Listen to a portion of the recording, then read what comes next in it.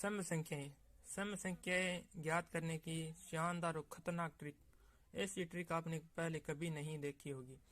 तो जिस संख्या के अंत में 0, 2, 4, 6, 8 हो तो वह सभी संख्याएं क्या होगी? सम संख्याएं।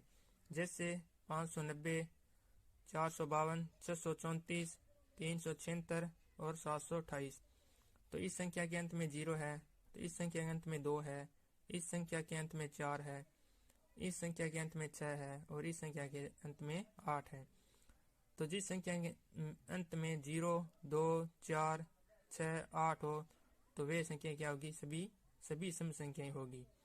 ऐसे ही और बेहतरीन वीडियो पाने के लिए आप हमारे चैनल को सब्सक्राइब जरूर करें। धन्यवाद। विषम संख्याएं। विषम संख्याएं ज्ञात करने की शॉर्ट ट्रिक। जिस किसी भी संख्या के अंत में 1, 3, 5, 7, 9, चाहे वह संख्या कितने भी अंकों की क्यों ना हो, जिस किसी भी संख्या के अंत में इनमें से आप 1, 3, 5, 7, 9 हो तो वह संख्या क्या होगी? विषम संख्याएं। जैसे इसके अंत में 7, इसके अंत में 5, इसके अंत में 9 और इसके अंत में 1 और इसके अंत में 3। तो ये क्या है? सभी संख्याएं विषम संख्याएं।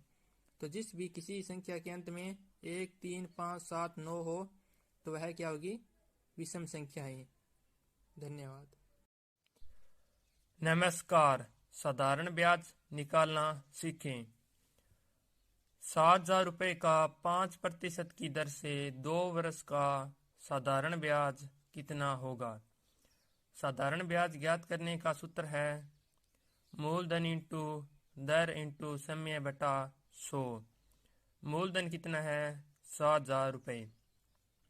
दर कितनी है? 5%। समय कितना है? 2 वर्ष बटा में 100। जब हम इसका कैलकुलेशन करते हैं तो हमारा साधारण ब्याज है वो कितना आता है? 700 रुपये। तो हमारा आंसर कितना होगा? 700 रुपये। धन्यवाद। नमस्कार। औसत निकालने का फॉर्मूला है राशियों का योग बट्टा राशियों की संख्या। जैसे 1 से 10 तक की संख्याओं का औसत निकालना हो तो 1 से 10 तक की संख्याओं को जोड़ना है और बट्टा में जितनी भी संख्या है उस संख्या का भाग देना है।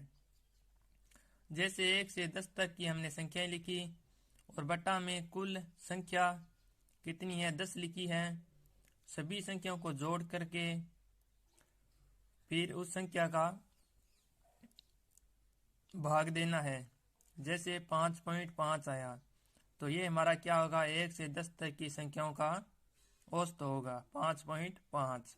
धन्यवाद।